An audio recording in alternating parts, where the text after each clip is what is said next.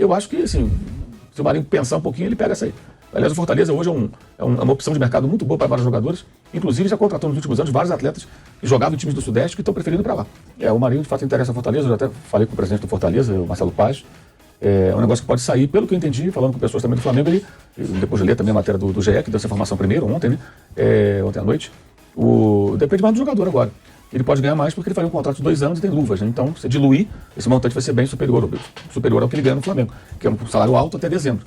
Se ele ficar 6 meses sem jogar, que tipo de contrato ele pode conseguir para o ano que vem? Sem jogar, sem entrar em campo, não vai se relacionar, pode esquecer.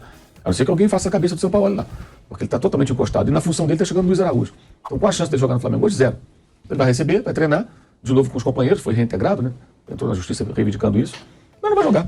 Aí 6 meses sem jogar, você fica esquecido. Vai chegar em janeiro, dificilmente vai encontrar uma proposta tão boa. Então ele quer o jogador para agora. Em janeiro é outra história, né? Em janeiro, vamos imaginar, em janeiro eu vou. Em janeiro o Fortaleza vai disputar o estadual.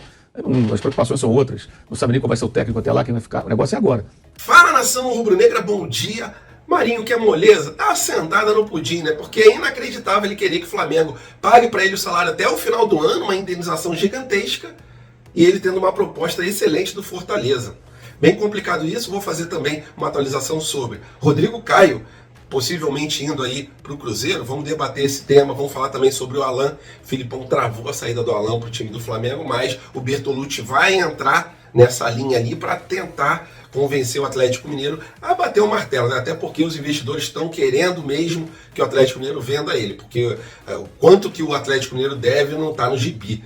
Em relação à parte financeira do Flamengo, o Flamengo é um ponto fora da curva, segundo estudos, sobre a parte financeira. E Corinthians, Atlético Mineiro e Cruzeiro são os maiores devedores do Brasil em relação ao que recebem e ao que gastam. E em relação ao BRB, tudo encaminhado para fechar mais 2 anos de patrocínio com o time rubro-negro. Essas e outras vocês encontram agora na Flagela TV. Mas antes disso, somente se gostarem do vídeo, deixe seu like, se inscreva no canal e vamos para as notícias, que é o que interessa. Incrível!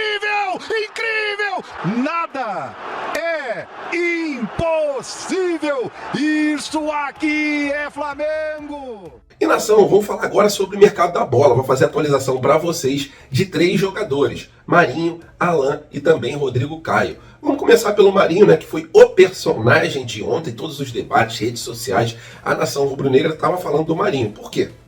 Ele recebeu uma proposta excelente do Fortaleza, segundo o Vene Casagrande, 2 anos e meio de contrato, com um salário bem alto, né? Em torno ali, segundo a Raíssa Simplício, de R$700 mil, juntando luvas e também os vencimentos.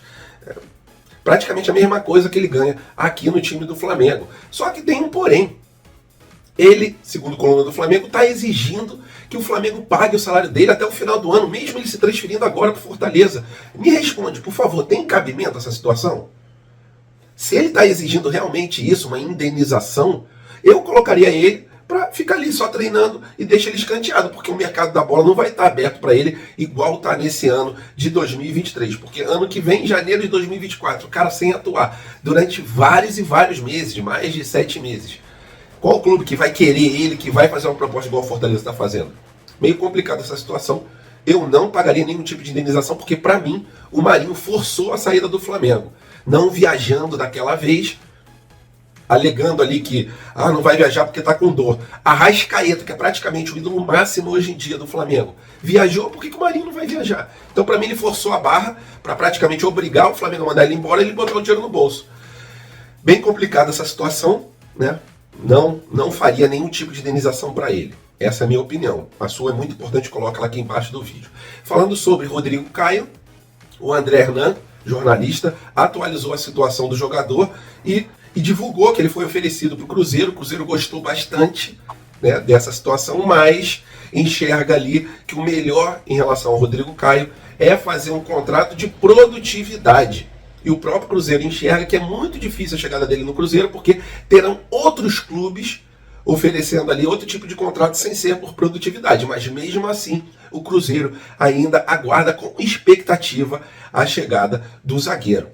Vamos ver, né? Porque, infelizmente, né, cara, essa situação do Rodrigo Caio é um jogador que a torcida do Flamengo gosta muito, sabe da qualidade dele, mas, infelizmente, na parte médica, ele não conseguiu corresponder, porque esse joelho dele é um problema bem crônico. Lembrando que ele fez exames no Barcelona e foi recusado no Barcelona por causa dos exames médicos. Falando sobre o Alan, a chegada do Filipão no time do Atlético Mineiro deixou ali paralisada essa situação do Alan vir para o time do Flamengo. Alan, que já bateu o pé, já falou que quer jogar aqui no time rubro-negro, que o ciclo dele acabou no Atlético Mineiro, e o Filipão chegando lá, ele deu uma ligada pro Atlético Mineiro, pediu, ó, segura o Alan, tá? Espero chegar, vamos ver como é que vai ficar a situação. O Filipão deve tentar convencer o Alan, mas a cabeça do Alan já está voltada totalmente para o time rubro-negro. Segundo o Vene Casagrande, o Bertolucci, empresário do atleta, vai conversar, vai forçar a barra para ele vir, vai conversar ali com o Galo para tentar a liberação do jogador, porque o jogador realmente não quer continuar no Atlético Mineiro. A chegada do Filipão vai postergar essa decisão, essa batida de martelo, mas a verdade é a seguinte, o Atlético Mineiro está devendo até as calças e os investidores estão forçando a diretoria do Atlético Mineiro a aceitar essa proposta espetacular do time rubro-negro. No final das contas vai dar quase 50 milhões de reais o valor, né? Juntando as metas batidas e o valor inicial que o Flamengo vai pagar para o Atlético Mineiro. É isso, galera. Espero que vocês tenham gostado desse resumo, né? A gente tentou fazer da melhor maneira possível a atualização desses 3 jogadores, lembrando que o Santos tem a possibilidade de voltar para o Atlético Paranaense. Santos que é ídolo máximo lá. Se eles fizerem uma proposta boa, eu não ligo de aceitar vender ele para o Atlético Paranaense. Já que também está chegando aí o goleiro Agostinho Rossi, temos o Matheus Cunha, titular absoluto hoje em dia, e o Hugo Souza, junto com o Santos. E Nação, fala sobre uma matéria bem interessante que o Globo divulgou em relação às finanças dos clubes brasileiros. Eles divulgaram ali que o valor investido nos atletas foi o maior da história nesse ano de 2022. Sendo que tem muitos clubes que ainda contratam, que eu sempre falo aqui, tem clube que contrata, o exemplo é o Corinthians, que eu sempre falei, né? Contrata e depois fica numa situação difícil para poder pagar o salário, atrasa salário, não consegue ali fazer a dívida, baixar, a dívida acaba aumentando, mas vamos lá. Segundo o estudo, somente Flamengo, Cuiabá e Goiás tiveram reduções grandes em relação ao que estavam devendo de 2021 para 2022. E aí todo mundo sabe, né? Corinthians, Atlético Mineiro e Cruzeiro apresentaram as maiores dívidas do país em relação ao que eles recebem e o que eles gastam. Galera, não tem para onde correr. Eu acharia correto que existisse algum tipo de punição em relação às dívidas, já que os clubes ali eles contratam e acaba o funcionário tendo que ir para a justiça trabalhista para poder receber o que tem direito, porque o clube acaba gastando mais do que recebe. O caso aí do Atlético Mineiro é emblemático, né? O Atlético Mineiro tem ali os investidores botando um valor no Atlético Mineiro, mas eles conseguem de receita em torno de 400 e poucos milhões de reais. Me diz como é que paga um time igual o Atlético Mineiro, cheio de jogadores caríssimos, com uma receita dessa? Se não fosse os mecenas, o Atlético Mineiro não teria esse elenco. Só que tudo tem limite. Até hoje em dia os mecenas estão tirando o cavalinho da chuva. Não, vocês têm que pagar as dívidas.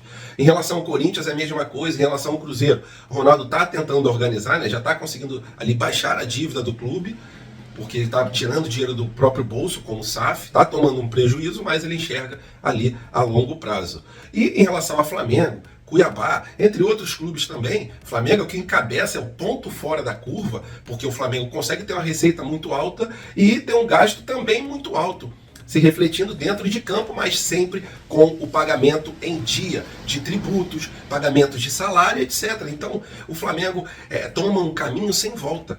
É o que eu gosto sempre de lembrar. A parte financeira do Flamengo está hoje em dia desse jeito porque a gente roeu o osso lá atrás.